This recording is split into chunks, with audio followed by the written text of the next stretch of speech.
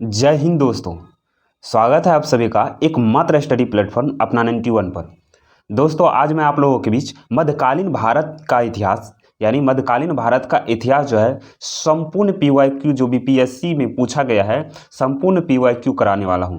जितने भी क्वेश्चन पूछे गए हैं जो कि घटना चक्र से है, ठीक है, घटना चक्र में जितने भी क्वेश्चन दिए गए हैं पीवाईक्यू टोटल मैं एक ही वीडियो में कराने वाला हूँ। ठीक है दोस्तों, तो वीडियो के लास्ट तक बने रहिएगा। यदि अभी तक वीडियो को लाइक नहीं किए हैं तो प्लीज़ वीडियो को लाइक कर दीजिए और चैनल को सब्सक्राइब करके हमसे जुड़ जाइए। ठीक है दोस्तों, चलिए क्वेश्चन की ओर बढ़ते हैं। हम लोगों के सामने पहला नंबर क्वेश्चन है, गुलाम वंश का प्रथम शासक कौन था। ठीक है, तो गुलाम वंश का प्रथम शासक जो है कुतुबुद्दीन ऐबक था। ठीक है, चलिए अगले क्वेश्चन पर बढ़ते हैं। दोस्तों थोड़ा हम लोग के सामने डिस्कशन है उसको कर लेते हैं। ठीक, चलिए बोल रहा है भारत में गुलाम वंश का प्रथम शासक कुतुबुद्दीन ऐबक 1206 से 1210 ईस्वी तक था।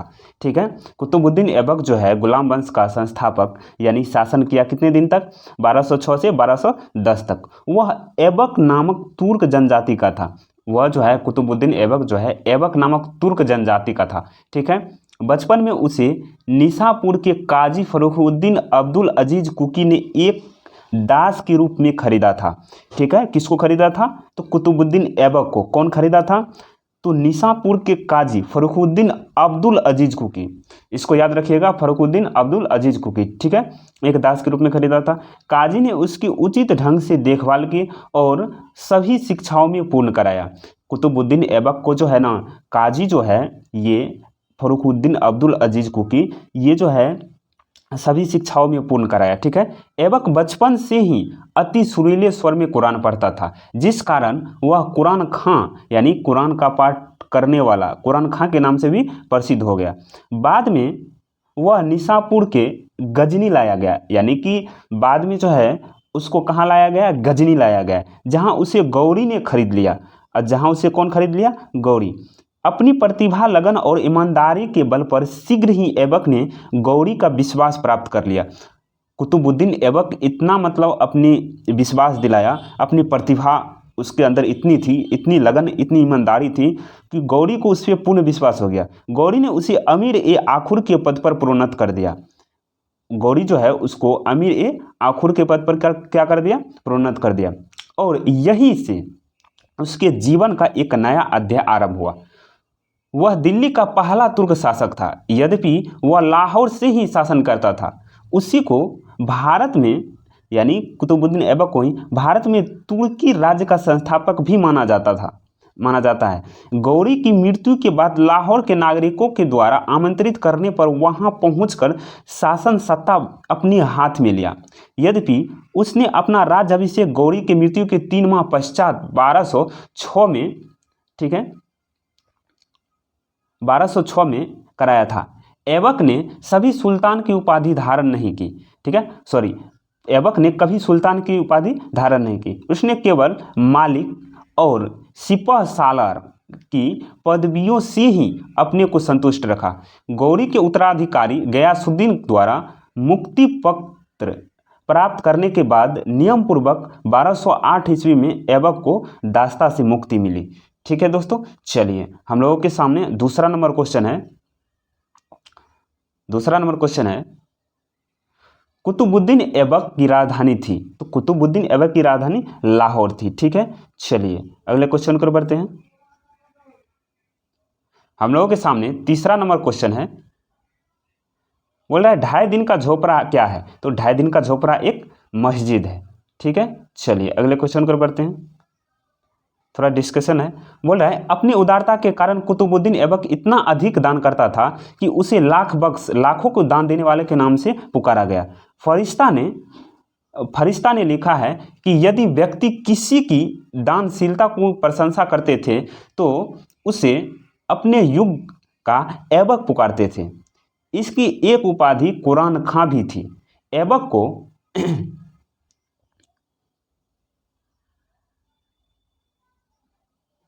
एक सेकंड दोस्तों,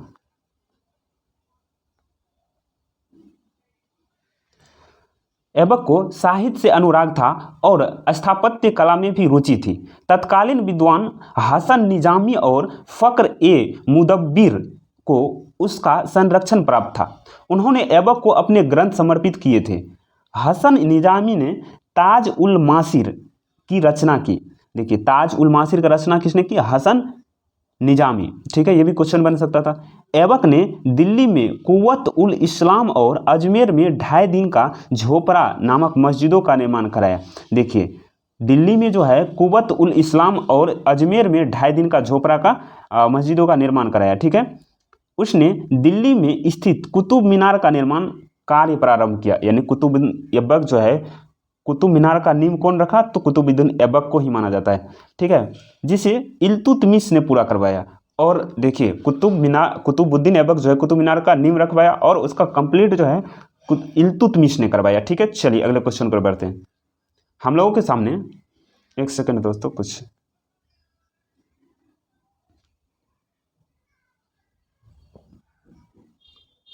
हम लोग के सामने चौथा नंबर क्वेश्चन है, कुतुब मीनार किसके द्वारा पूरा किया गया था? तो ये हो जाएगा इल्तुतमिश के द्वारा। किसके द्वारा? इल्तुतमिश के द्वारा। चलिए अगले क्वेश्चन को बढ़ते हैं। हम लोग के सामने 5वां नंबर क्वेश्चन है, भारत में मोहम्मद गौरी ने किसको प्रथम अक्ता प्रदान किया था? ठीक है, तो ये हो जाएगा कुतुबुद्दीन ऐबक को। ठीक है, बोल रहा है गौरी की विजयों के बाद शीघ्र ही उत्तर भारत में अक्ता प्रथा स्थापित हो गई।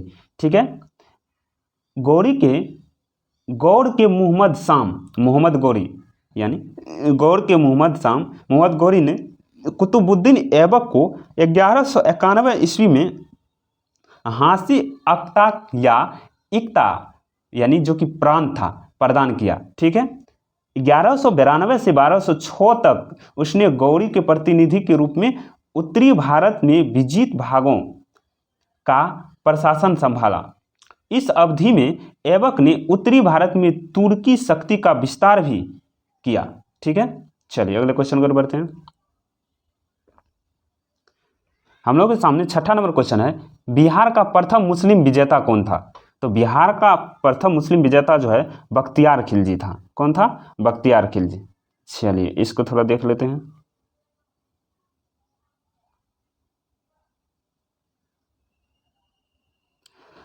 बोल रहा है मोहम्मद गौरी के साधारण दास इख्तियारुद्दीन मोहम्मद बिन बख्तियार खिलजी ने 1193 ईस्वी से 1202 ईस्वी के मध्य बिहार की विजय की तथा नालंदा एवं विक्रमाशिला बिहार को तहस नहस कर राजधानी औदंतपुरी पर कब्जा कर लिया। देखिए, 1193 से 1202 तक रहा कौन? बख्तियार खिलजी। ठीक है, और नालंदा विश्वविद्यालय एवं विक्रमशिला विश्वविद्यालय को तहस नहस किसने किया? तो बख्तियार खिलजी ही। ठीक है, उसने 1198 से 1203 ईस्वी के आसपास बंगाल पर आक्रमण किया। ठीक है, उस समय वहाँ का शासक लक्ष्मण सेन था। वह बिना युद्ध किए ही भाग निकला। लक्ष्मण सेन जो है बिना युद्ध किए ही भाग निकला। ठीक है, तुर्की सेना ने राजधानी नदिया में प्रवेश कर बुरी तरह लूटपाट की। राजा की अनुपस्थिति में नगर में आत्मसमर्पण कर दिया। ठीक है, लक्ष्मण सेन ने भागकर दक्षिण बंगाल में शरण ली और वहीं कुछ समय तक शासन करता रहा। प्रसिद्ध पर्शियन इतिहासकार मिनहाजुद्दीन सिराज ने अपनी पुस्तक तबकात-ए-नासिरी में बिहार में उसके हमलों के बारे में विस्तार से वर्णन किया है। ठीक है, चलिए अगले क्वेश्चन पर बढ़ते हैं।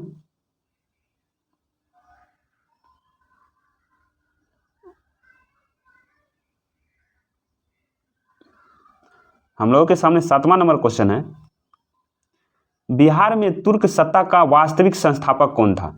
तो बिहार में जो है तुर्क सत्ता का वास्तविक संस्थापक ये इब्न बख्तियार खिलजी को, किसको माना जाता है? इब्न बख्तियार खिलजी को। ठीक है, चलिए बोल रहा है बख्तियार खिलजी बिहार में तुर्क सत्ता का वास्तविक संस्थापक था। चलिए अगले क्वेश्चन पर बढ़ते हैं। अगला क्वेश्चन है, बिहार पर बख्तियार खिलजी के हमले का पहला विवरण प्राप्त हुआ। तो बिहार पर बख्तियार खिलजी के हमले का पहला विवरण जो है प्राप्त हुआ वो तबकात ए नासिरी से, तबकात ए नासिरी से। चलिए अगले क्वेश्चन को बढ़ते हैं। हम लोगों के सामने 9वां नंबर क्वेश्चन, नालंदा बिहार का विध्वंस किया। तो नालंदा बिहार का विध्वंस बख्तियार खिलजी ने ही किया। ठीक है, चलिए अगले क्वेश्चन को बढ़ते हैं। हम लोगों के सामने 10वां नंबर क्वेश्चन है, मुस्लिम शासक जिसका साम्राज्य दार उल इस्लाम का एक भाग माना जाता था, तो वो कौन था? वो इल्तुतमिश था। कौन? इल्तुतमिश। ठीक है, बोल रहा है इल्तुतमिश के काल में 1229 ईस्वी में बगदाद के खलीफा ने इल्तुतमिश को खिल्लत प्रदान की। अब सल्तनत सैद्धांतिक रूप से बगदाद के खलीफा के अधीन दार उल इस्लाम का एक भाग बन गया। ठीक है, चलिए अगले क्वेश्चन पर बढ़ते हैं। अगला क्वेश्चन है, इल्तुतमिश ने बिहार में अपना प्रथम सूबेदार नियुक्त किया। इल्तुतमिश जो है बिहार में अपना प्रथम सूबेदार किसको नियुक्त किया? तो वो मलिक जानी को। ठीक है, चलिए अगले क्वेश्चन पर बढ़ते हैं। बोल रहा है इल्तुतमिश ने बिहार शरीफ एवं बाढ़ पर अधिकार कर राजमहल की पहाड़ियों में तेलियागढ़ी के समीप हिसामुद्दीन ऐवाज को पराजित किया। ऐवाज ने इल्तुतमिश की अधीनता स्वीकार कर ली।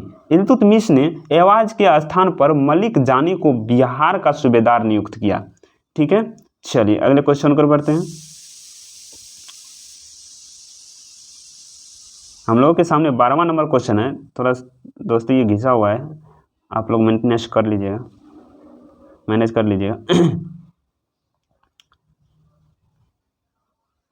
बोल रहा है राजस्व के उसके सिद्धांत प्रतिष्ठा, शक्ति और न्याय के सिद्धांतों पर आधारित थे। बलबन के बारे में ये शब्द किसने कहा? तो बलबन के बारे में ये जियाउद्दीन बर्नी ने कहा। किसने कहा? जियाउद्दीन बर्नी ने। ठीक है, चलिए बलबन के बारे में जियाउद्दीन बर्नी ने यह कहता है कि राजत्व यानी राजत्व के उसके सिद्धांत प्रतिष्ठा, शक्ति और न्याय के सिद्धांत पर आधारित थे। ध्यात्व है कि बलबन दिल्ली सल्तनत काल के दौरान गुलाम वंश का एक शासक था। उसने रक्त एवं लौह की नीति अपनाई थी।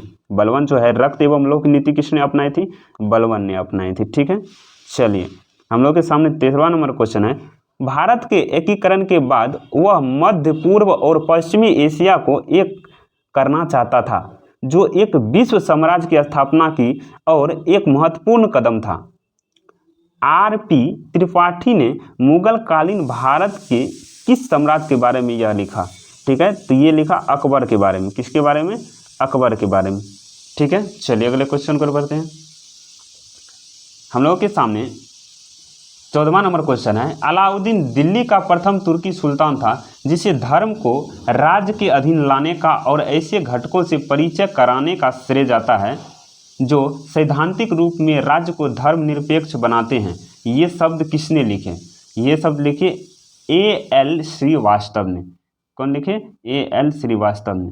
ठीक है, बोल रहा है A.L. श्रीवास्तव अलाउद्दीन खिलजी के बारे में लिखते हैं कि अलाउद्दीन दिल्ली का प्रथम तुर्क सुल्तान था जिसे धर्म को राज्य के अधीन लाने का और ऐसे घटकों से परिचय कराने का श्रेय जाता है जो सैद्धांतिक रूप से राज्य के धर्मनिरपेक्ष बनाते हैं। ठीक है, चलिए अगला क्वेश्चन है। हम लोगों के सामने 15वां नंबर क्वेश्चन है,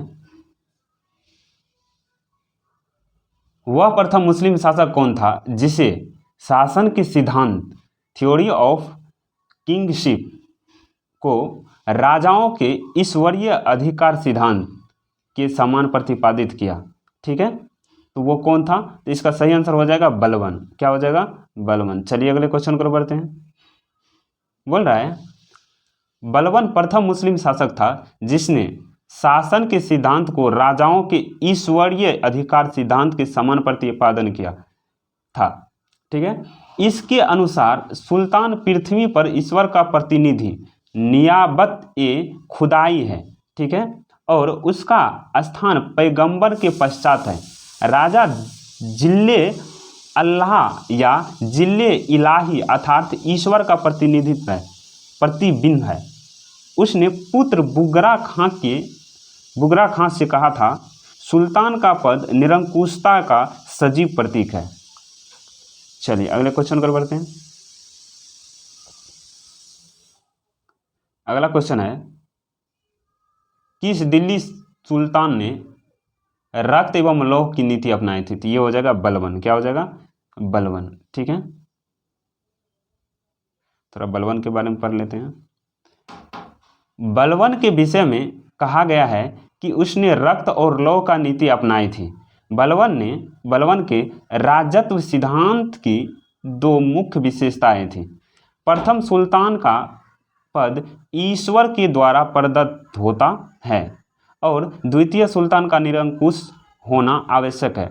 उसके अनुसार सुल्तान पृथ्वी पर ईश्वर का प्रतिनिधित्व है और उसका स्थान पैगंबर के पश्चात है। सुल्तान को कार्य करने की प्रेरणा और शक्ति ईश्वर से प्राप्त होती है।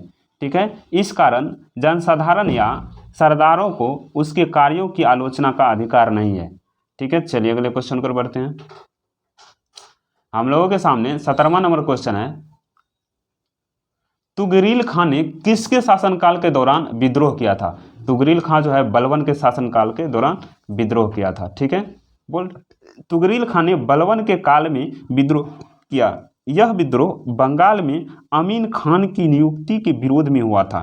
कालांतर में बलबन के बंगाल अभिमान से डरकर तुगरील खां भाग गया। ठीक है, तुगरील खां जो है भाग गया। अगला क्वेश्चन है, जब उसने राजत्व प्राप्त किया तो वह शरीयत के नियमों और आदेशों से पूर्णतया स्वतंत्र था। बर्नी ने यह कथन किस सुल्तान के लिए कहा? तो इसका सही आंसर हो जाएगा 18 नंबर का हो जाएगा अलाउद्दीन खिलजी के लिए कहा। किसके लिए कहा? ऑप्शन नंबर सी हो जाएगा। ठीक है, बोल रहा है जियाउद्दीन बर्नी ने उक्त कथन अलाउद्दीन खिलजी के लिए कहा। अलाउद्दीन दिल्ली का पहला सुल्तान था जिसने धर्म पर राज्य का नियंत्रण स्थापित किया। इस संदर्भ में अपनी नीति की व्याख्या करते हुए वह स्वयं कहता है कि मैं नहीं जानता कि कानून की दृष्टि से क्या उचित और क्या अनुचित। मैं राज्य की भलाई अथवा अवसर विशेष के लिए जो उपयुक्त समझता हूं उसी को करने की आज्ञा देता हूं। अंतिम न्याय के दिन मेरा क्या होगा मैं नहीं जानता। अलाउद्दीन ने राजपद के विषय में बलबन के विचार को पुनः जीवित किया। वह राजा की सार्वभौमिकता में विश्वास रखता था जो पृथ्वी पर ईश्वर का प्रतिनिधि मात्र है। ठीक है, उसने अपनी शक्ति की वृद्धि के विषय में खलीफा की अनुमति लेना आवश्यक नहीं समझा, इसलिए उसने खलीफा से अपने पद की मान्यता प्राप्त करने के संबंध में कोई याचना नहीं की। उसने अपने आप को यामीन उल खिलाफत नासिर अमीर उल मुमिनीन बताया। ठीक है, इस प्रकार अलाउद्दीन दिल्ली का पहला सुल्तान था जिसने धर्म को राजनीतिक में हस्तक्षेप नहीं करने दिया। अलाउद्दीन उलेमा वर्ग के प्रभाव से मुक्त रहा। चलिए अगले क्वेश्चन पर बढ़ते हैं। अगला क्वेश्चन है 19वां नंबर क्वेश्चन है हम लोग के बीच। इनमें से किसने खलीफा की शक्ति का विरोध किया? तो ये जो है इनमें से किसने खलीफा की शक्ति का विरोध किया, इसका देख लेते हैं। बोल रहा है विकल्प, किसी भी सुल्तान ने खलीफा की शक्ति का विरोध नहीं किया। इल्तुतमिश ने खलीफा से मान्यता प्राप्त जरूर की थी, परंतु बंगाल के सुल्तान गयासुद्दीन ने भी खलीफा से मान्यता प्राप्त की थी, जिस पर आक्रमण कर इल्तुतमिश ने एक तरीके से खलीफा की सत्ता का विरोध भी किया था।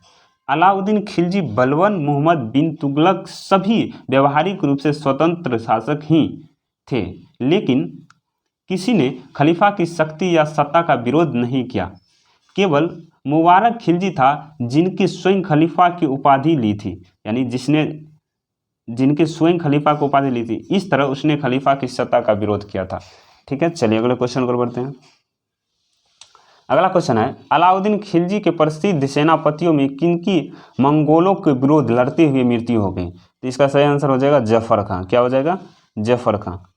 अलाउद्दीन का प्रसिद्ध सेनापति जफर खां मंगोलों के विरुद्ध लड़ता हुआ मारा गया था, जो अपने समय का श्रेष्ठ और साहसी सेनापति था। जफर खां के शौर्य और भारतीय सेना के दृढ़ता से मंगोल इतने प्रभावित हुए कि वे उसी रात 30 कोस पीछे हट गए और वापस चले आए। ठीक है, चले गए। चलिए अगले क्वेश्चन पर बढ़ते हैं। हम लोगों के सामने 21वां नंबर क्वेश्चन है, इनमें से किसने हुमायूं को यह प्रस्ताव दिया था कि यदि उसे बंगाल पर अधिकार करने दिया जाए तो वह बिहार को समर्पित कर देगा और 10 लाख दिनार की वार्षिक श्रद्धांजलि अर्पित करेगा? तो ये हो जाएगा शेर खान। क्या हो जाएगा? Option number B. बंगाल अभियान के समय शेर खान ने हुमायूं को प्रस्ताव दिया कि वह बिहार हुमायूं को सौंप देगा यदि उसे बंगाल पर अधिकार करने दिया जाए, साथ ही वह 10 लाख दिनार का वार्षिक श्रद्धांजलि भी अर्पित करेगा। ठीक है, चलिए अगले क्वेश्चन को बढ़ते हैं। अगला क्वेश्चन है 22वां नंबर क्वेश्चन, रानी पद्मिनी का नाम अलाउद्दीन की चित्तौड़ विजय से जोड़ा जाता है, उसके पति का नाम है? तो उसके पति का नाम है राजा मान सिंह। ठीक है, चलिए अगले क्वेश्चन पर बढ़ते हैं। बोल रहा है पद्मिनी की कहानी का आधार 1540 ईस्वी में मलिक मुहम्मद जायसी द्वारा लिखित काव्य पुस्तक पद्मावत है। इसके अनुसार पद्मिनी चित्तौड़ के राणा रतन सिंह की अत्यंत सुंदर और विदुषी पत्नी थी। अमीर खुसरो ने सुलेमान और रानी सैवा के प्रेम प्रसंग का उल्लेख अपने ग्रंथ में किया था और उसने अपने संकेतों में अलाउद्दीन की समता सुलेमान से तथा पद्मिनी की तुलना सैबों से की थी।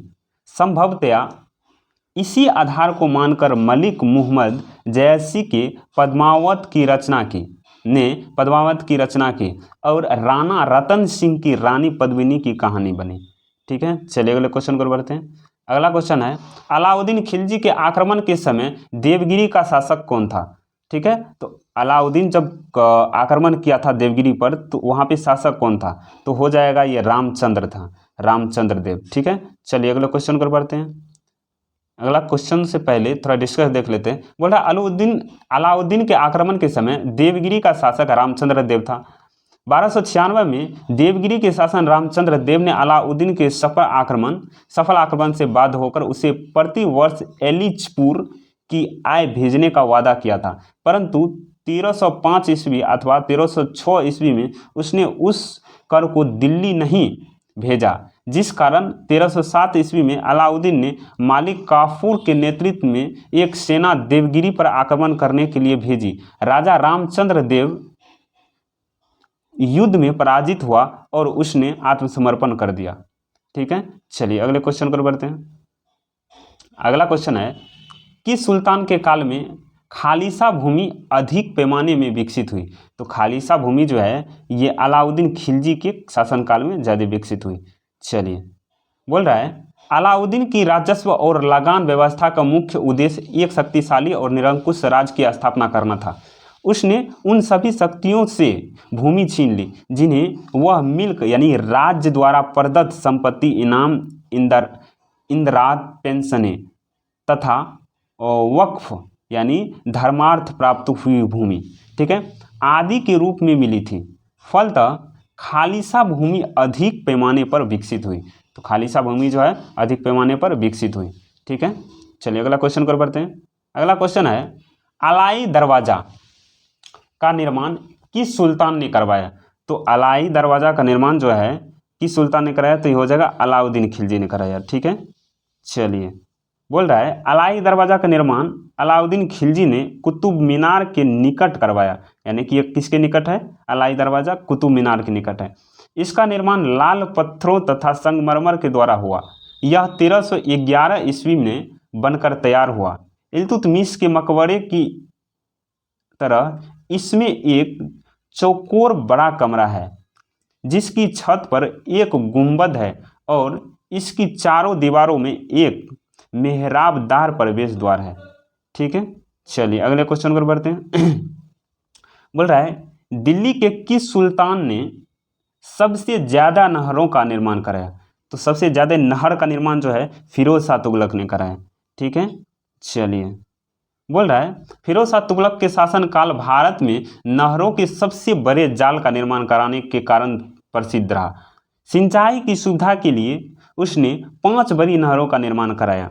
फिरोज तुगलक उलेमा वर्ग की स्वीकृति के पश्चात हक ए सर्व नामक सिंचाई कर लगाने वाला दिल्ली का प्रथम सुल्तान था। ठीक,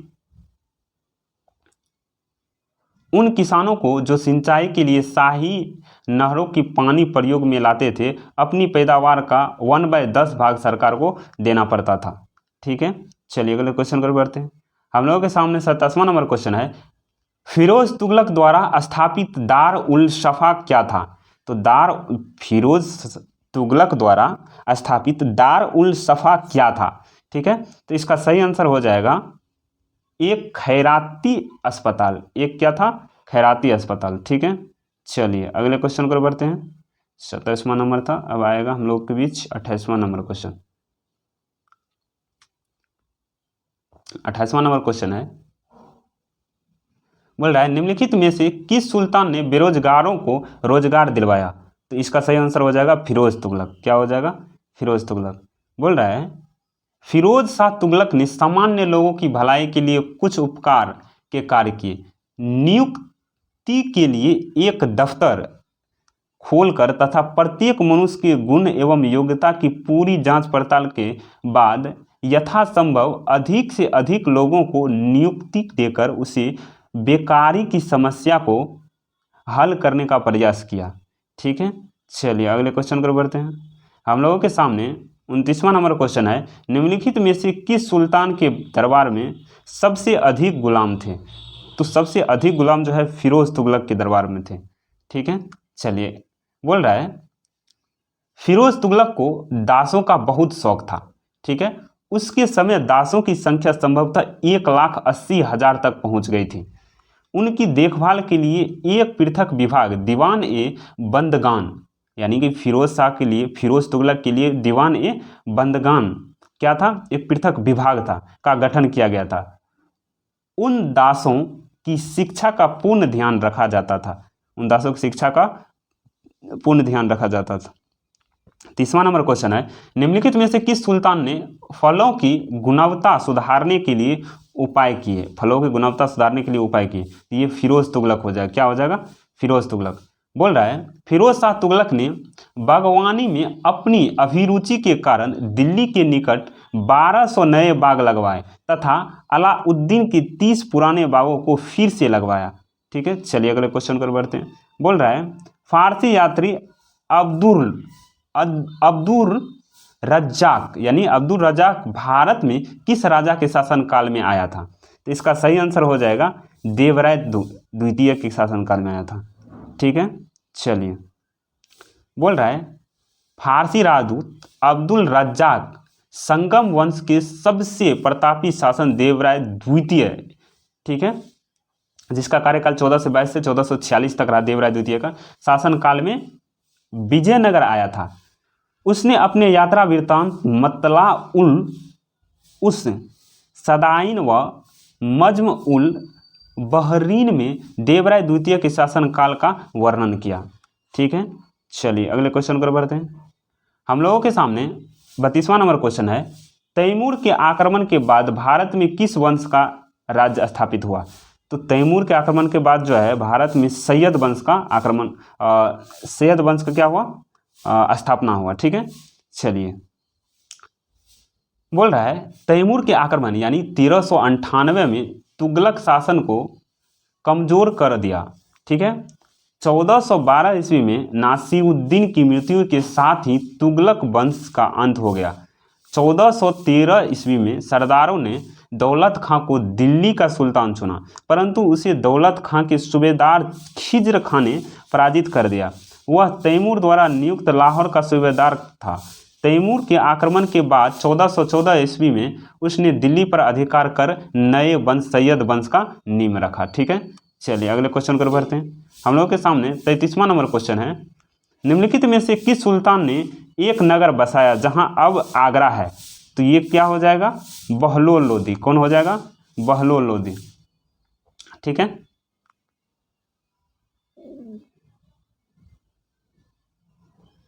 बोल रहा है 17 जुलाई 1489 ईस्वी को निजाम खां सुल्तान सिकंदर शाह के नाम से सिंहासन पर बैठा। ठीक है, वह लोदी वंश का महानतम शासक था। 1504 ईस्वी में सिकंदर लोदी ने राजस्थान के शासकों पर नियंत्रण के उद्देश्य से यमुना नदी के किनारे आगरा नामक नवीन नगर बसाया और इसे अपनी राजधानी बनाया। ठीक है, चलिए अगले क्वेश्चन को बढ़ते हैं। हम लोगों के सामने 34वां नंबर क्वेश्चन है, विजयनगर साम्राज्य के संस्थापक कौन थे? तो विजयनगर साम्राज्य के संस्थापक हरिहर एवं बुक्का थे। ठीक है, चलिए अगले क्वेश्चन को बढ़ते हैं। हम लोगों के सामने 35वां नंबर क्वेश्चन है, विजयनगर के उस पहले शासक की पहचान करें जिसने बहमनियों से गोवा को छीना।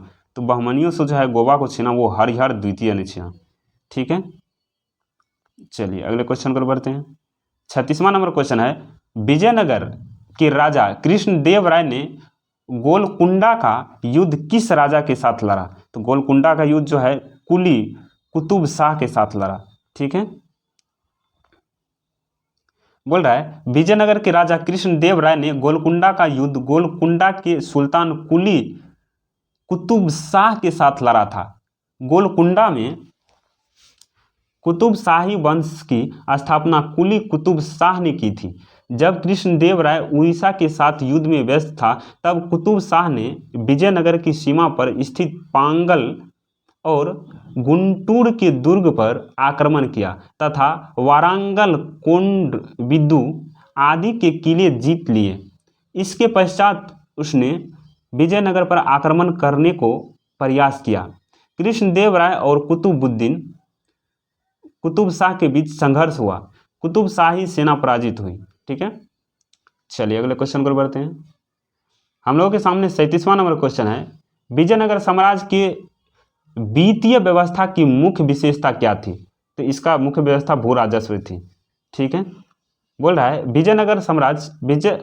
विजयनगर राज्य को विभिन्न स्तरों या विभिन्न स्रोतों से आय प्राप्त होती थी, यथा भू राजस्व, संपत्ति कर, व्यापारिक कर, व्यावसायिक कर, उद्योगों पर लाए जाने वाले कर, सामाजिक और सामुदायिक कर तथा अपराधों के लिए आरोपित अर्थदंड।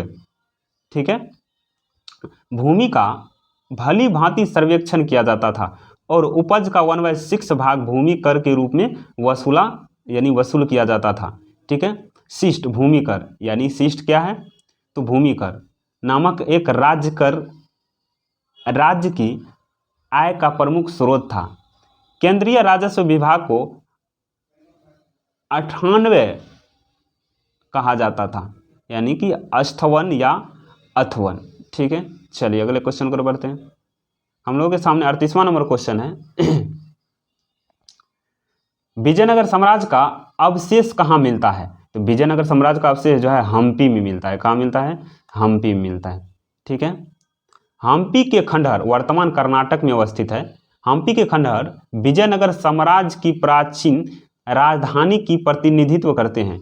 विजयनगर काल में बना विरूपाक्ष मंदिर यहीं पर अवस्थित है। हम्पी यूनेस्को की विश्व विरासत स्थलों की सूची में भी सम्मिलित है।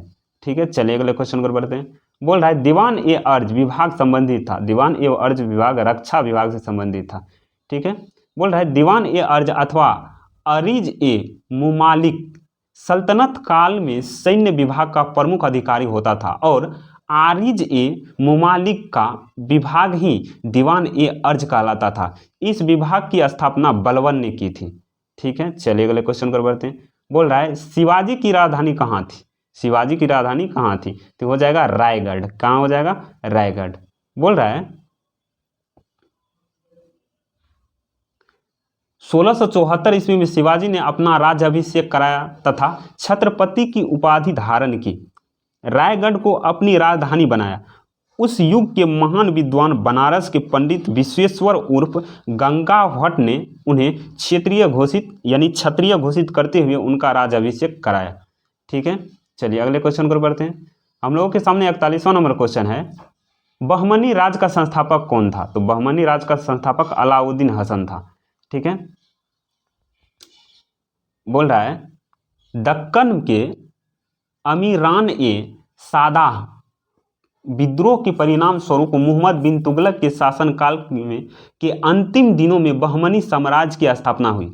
जफर खां नामक एक सरदार ने अलाउद्दीन हसन बहमन शाह की उपाधि धारण करके 1347 ईस्वी में सिंहासनारूढ़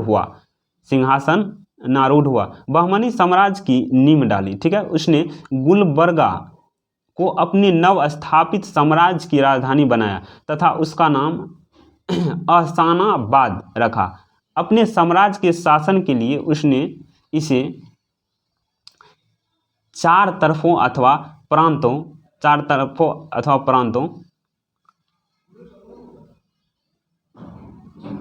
में विभाजित किया। गुलबर्ग, दौलताबाद, बरार और बिदर प्रत्येक प्रांत एक शासन के अधीन था। गुलबर्गा का प्रांत सबसे महत्वपूर्ण था। इसमें बीजापुर की सम्मिलित था, यानी इसमें बीजापुर भी सम्मिलित था। दक्षिण के हिंदू शासकों को उसने अपने अधीन किया तथा अपने अनुयायियों को पद और जागीर प्रदान करने की नई प्रथा प्रारंभ की। उसने हिंदुओं से जजिया न लेने का आदेश दिया। चलिए 42वां नंबर क्वेश्चन है, बोल रहा है सरंजामी प्रथा किससे संबंधित है? तो सरंजामी प्रथा जो है ये मराठा भू राजस्व से संबंधित है। ठीक है, बोल रहा है मराठा काल में सरंजामी प्रथा भू राजस्व प्रशासन से संबंधित थी। इस काल में मराठा जागीरदारों को सरंजामी भूमि उनके निर्वहन के लिए प्रदान की जाती थी। अगला क्वेश्चन है, बोल रहा है निम्नलिखित में कौन भूमि उत्पादन पर लगने वाला कर को इंगित करता है? ठीक है, तो ये जो है ये खराज एक हो गया, उसके बाद उस्र, उसके बाद ये मुक्तई, ये क्या था? ऑप्शन नंबर डी हो जाएगा। चलिए अगला क्वेश्चन है कि सुल्तान ने जमीन में फसल की नपाई का आधा राजस्व के रूप में दावा किया? तो इसका सही आंसर हो जाएगा अलाउद्दीन खिलजी। ठीक है, चलिए अगले क्वेश्चन को बढ़ते हैं। अगला क्वेश्चन है शेख बहाउद्दीन जकारिया किस संप्रदाय के थे? ठीक है, तो ये हो जाएगा सुहरावर्दी संप्रदाय के। किस संप्रदाय के? सुहरावर्दी संप्रदाय के। बोल रहा है भारतवर्ष में सुहरावर्दी संप्रदाय शेख बहाउद्दीन जकारिया जो कि 1182 से 1262 ईस्वी से प्रारंभ हुआ। ठीक है, यानी कि 1182 से 1262 तक रहा। हम लोगों के सामने 46वां नंबर क्वेश्चन है, बोल रहा है इन शासकों में अपनी सैन्य टुकड़ियों को 200, 250 एवं 500 की इकाइयों में विभाजित किया। ठीक है, तो इसका सही आंसर हो जाएगा ऑप्शन ई। इसका सही आंसर इस्लाम शाह हो जाएगा। ठीक है, जो कि शेर शाह का पुत्र था। एक बार देख लेते हैं। बोल रहा है इस्लाम शाह शेर शाह का पुत्र था। ठीक है, इस्लाम शाह शेर शाह का पुत्र था। इस्लाम शाह ने पूरे उत्तर भारत में लगभग 8 वर्षों तक शासन किया और उसकी मृत्यु 1553 ईस्वी में हुई। इस्लाम शाह ने ही अपनी सैन्य टुकड़ियों को 50, 200, 250 और 500 की इकाइयों में विभाजित किया था। संभवतः शेरशाह के समय में भी सैन्य विभाजन का यह प्रणाली प्रचलित थी। ज्ञातव्य है कि बिहार लोक सेवा ने इस प्रश्न का उत्तर ई माना होगा। चलिए अगले क्वेश्चन को बढ़ते हैं। बोल रहा है जवाबित का संबंध किससे था? तो जवाबित का संबंध जो है राज्य के कानून से था। चलिए अगले क्वेश्चन को बढ़ते हैं। हम लोगों के सामने 48वां नंबर क्वेश्चन है। बोल रहा है सल्तनत काल के सिक्के टंका, ससगनी एवं जीतल किन धातुओं के थे? ठीक है, तो इसका सही आंसर हो जाएगा चांदी और तांबा। यानी कि सिक्के जो है टंका जो है चांदी का था, उसके बाद ससगनी चांदी का और जीतल जो है तांबा का था। चलिए अगले क्वेश्चन पर बढ़ते हैं।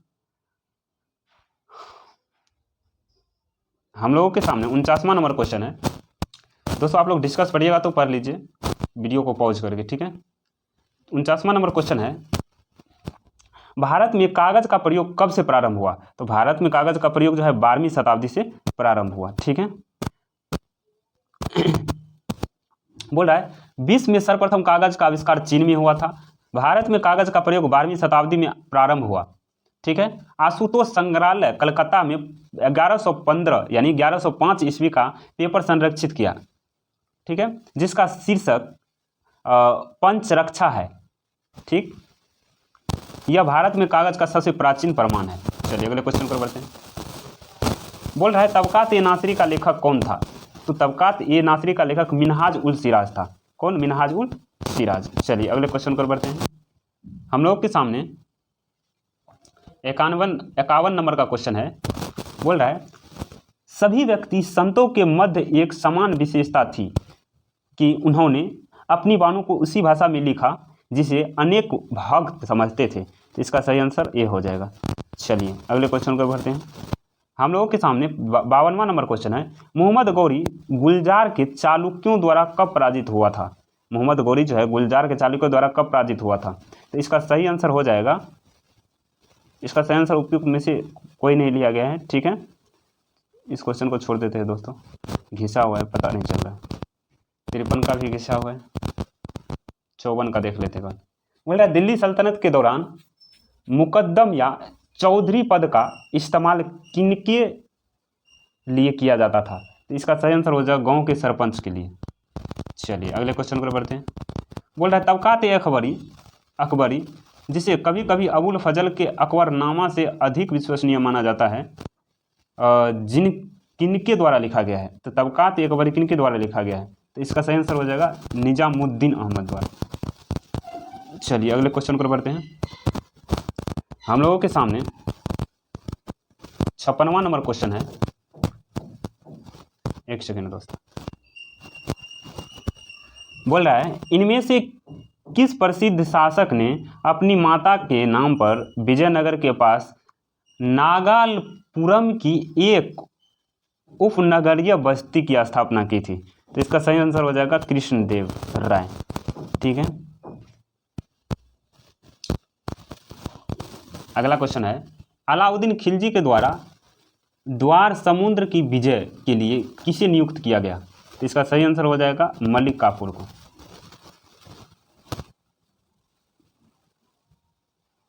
बोल रहा है मोरक्को के यात्री इब्न बतूता का वृत्तांत किस रूप में जाना जाता है? तो ये रिहला के रूप में जाना जाता है। बोल रहा है फतेहपुर सिकरी की स्थिति प्रसिद्ध बुलंद दरवाजा। बोल रहा है फतेहपुर सिकरी स्थित प्रसिद्ध बुलंद दरवाजा जमा मस्जिद का कौन सा प्रवेश द्वार बनता है? ठीक है, तो इसका सही आंसर क्या हो जाएगा 59 का सी नंबर, क्या हो जाएगा दक्षिणी। चलिए अगले क्वेश्चन पर बढ़ते हैं। हम लोगों के सामने 60वां नंबर क्वेश्चन है। बोल रहा है निम्नलिखित में से किस सुल्तान से निजामुद्दीन औलिया ने भेंट करने से इनकार कर दिया था? ठीक है, तो इसका सही आंसर हो जाएगा अलाउद्दीन खिलजी से। अगला क्वेश्चन है। बोल रहा है 12 मासा की रचना किसने की थी? 12 मासा की रचना किसने? तो मलिक मोहम्मद जायसी। अगला क्वेश्चन है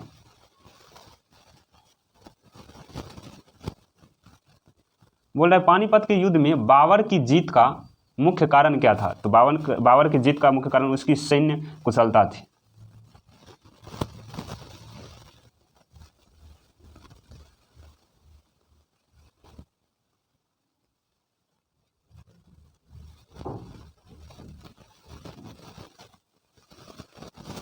फिर 63वां नंबर क्वेश्चन है तुजुक ए बाबरी किस भाषा में लिखा गया था? तो तुजुक ए बाबरी तुर्की भाषा में लिखा गया था। ठीक है, चलिए अगले क्वेश्चन पर बढ़ते हैं। अगला क्वेश्चन है हुमायूं ने चुनार दुर्ग पर प्रथम बार आक्रमण कब किया? चुनार दुर्ग पर प्रथम बार आक्रमण 1532 ईस्वी में किया। चलिए अगले क्वेश्चन पर बढ़ते हैं। अगला क्वेश्चन है निम्नलिखित में से किसने अपने बादशाह पति के लिए मकबरे का निर्माण करवाया? तो इसका सही आंसर हो जाएगा हाजी बेगम ने। बोल रहा है हुमायूं नामा की रचना किसने की थी? तो हुमायूं नामा की रचना गुलबदन बेगम ने की थी। चलिए अगले क्वेश्चन पर बढ़ते हैं।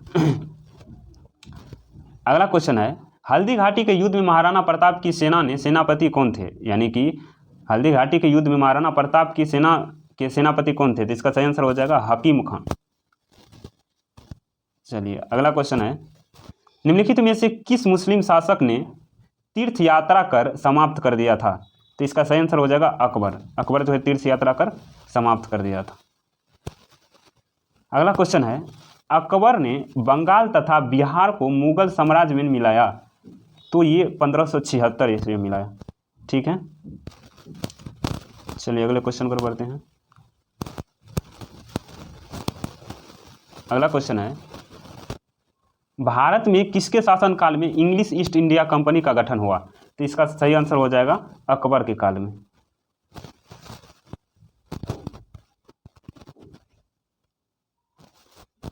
बोल रहा है, आयन ए अकबरी किसके द्वारा लिखी गई? तो इसका सही आंसर हो जाएगा अबुल फजल। आयन ए अकबरी अबुल फजल के द्वारा लिखी गई। अगला क्वेश्चन है, एतमादुल्लौला का मकबरा आगरा में किसने बनवाया था? तो इसका सही आंसर हो जाएगा नूरजहां ने।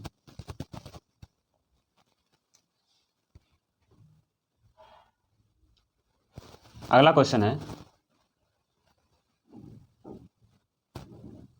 बोल रहा है, प्राचीनकारी यानी कि पिट्रा ड्यूरा निम्न में से किससे संबंधित है?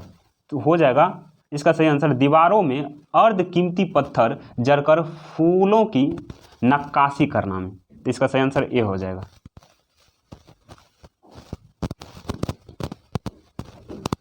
बोल रहा है, मध्यकाल में बंटाई शब्द का अर्थ है बंटाई। तो बंटाई शब्द का अर्थ लगान निर्धारण का तरीका। बंटाई शब्द का अर्थ लगान निर्धारण का तरीका हो जाएगा। 78वां नंबर क्वेश्चन है, किस मुगल शासक ने चित्रकारी के लिए कारखाना बनवाए? तो चित्रकारी के लिए कारखाना हुमायूं ने बनवाया। चलिए, बोल रहा है, दास्ताना या दास्तान ए अमीर हमजा का चित्रांकन किसके द्वारा किया गया?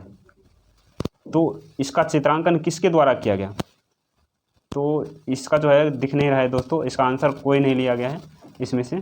ठीक है, थोड़ा क्वेश्चन घिसा घिसा हुआ है, आगे देखते हैं। ये देख लेते हैं, दसवंत और बसावन प्रसिद्ध चित्रकार मुगल सम्राट के राजदरबारी थे। ये हो जाएगा अकबर।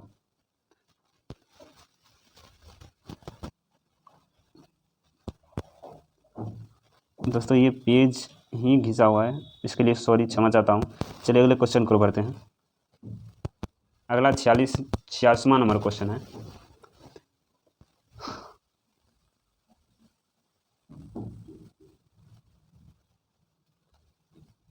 बोल रहा है, दो अस्पा एवं सिंह अस्पा प्रथा किसने शुरू की? दो अस्पा और सिंह अस्पा, तो ये हो जाएगा इसका सही आंसर जहांगीर। चलिए अगले क्वेश्चन को बढ़ते हैं।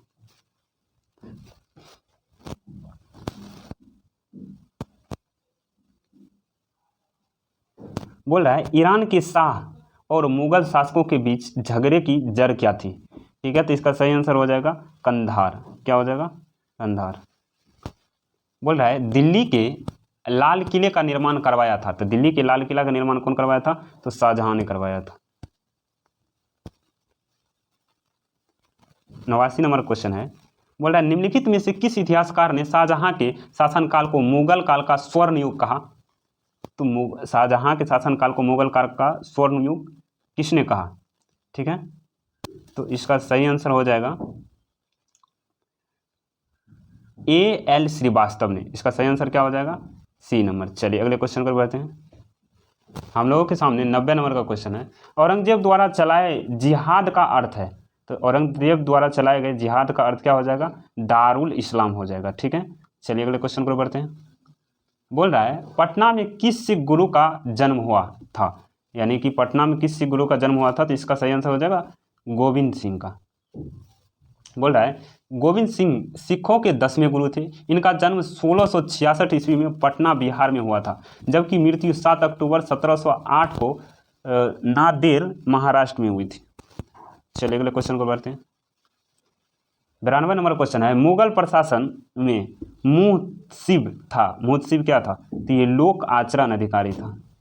ठीक है, चलिए अगले क्वेश्चन को बढ़ते हैं। दोस्तों ये थोड़ा घिसा घिसा है, इसके लिए क्षमा चाहता हूँ। बोला निम्नलिखित में से किस मुगल बादशाह को वजीर गाजीउद्दीन ने दिल्ली में दाखिल नहीं होने दिया? इसका सही आंसर हो जाएगा शाह आलम द्वितीय। चलिए अगले क्वेश्चन पर बढ़ते हैं। बोल रहा है अलाउद्दीन खिलजी के आक्रमण के समय चित्तौड़ का शासक कौन था? तो इसका सही आंसर हो जाएगा राणा रतन सिंह। ठीक है, चलिए अगले क्वेश्चन पर बढ़ते हैं। हम लोगों के सामने 97 नंबर क्वेश्चन है। बोल रहा है मुगल प्रशासन में मुख्य काजी था? तो हो जाएगा मुख्य न्यायाधीश। बोल रहा है भारत में मुगल वंश का संस्थापक कौन था? तो मुगल वंश का संस्थापक बाबर। बोल रहा है खिलजी वंश का प्रथम शासक कौन था? तो इसका हो जाएगा जलाउद्दीन खिलजी। हम लोग के सामने 100 नंबर क्वेश्चन है। 26 जून 1539 को शेर शाह और हुमायूं के बीच युद्ध कहाँ लड़ा गया था? इसका सही आंसर हो जाएगा चौसा में। ठीक है, हम लोग के सामने 101वां नंबर क्वेश्चन है। अली गौहर का बिहार अभियान किस वर्ष समाप्त हुआ? तो अली गौहर का बिहार अभियान जो है ये 1759 में समाप्त हुआ। ठीक है, बोल रहा है मुगल सम्राट अली गौहर ने 1759 ईस्वी में बिहार पर आक्रमण किया और पटना स्थित अंग्रेजी फैक्ट्री में राज्याभिषेक किया और अपना नाम शाह आलम द्वितीय रखा। इसके समय में ही पानीपत की तृतीय युद्ध यानी 1761 ईस्वी में तथा बक्सर का युद्ध 1764 ईस्वी में हुआ था। ठीक है दोस्तों, तो दोस्तों ये जो है हम लोगों के बीच, ठीक है, और टोटल 101 क्वेश्चन था मध्यकालीन भारत से। ठीक है, टोटल ये अब आधुनिक भारत आ गया। यहाँ पे देखिए 101 क्वेश्चन, यानी कि आप लोग देख सकते हैं ये 101वां नंबर क्वेश्चन मध्यकालीन से 101 ही क्वेश्चन था और आधुनिक भारत आ गया हम लोगों के सामने। ठीक है दोस्तों, तो आधुनिक भारत मैं ऑलरेडी इसी चैनल पे करवा चुका है। यदि अभी तक आप लोग नहीं देखे तो जा करके देख लीजिए। ठीक है, वीडियो को लास्ट तक देखने के लिए बहुत बहुत धन्यवाद दोस्तों। यदि अभी तक वीडियो को लाइक नहीं किए तो प्लीज़ वीडियो को लाइक कर दीजिए, क्योंकि हम लोग बहुत मेहनत करते हैं। ठीक है, और चैनल को सब्सक्राइब करके हमसे जुड़ जाइए। धन्यवाद दोस्तों, जय श्री राम, हर हर महादेव।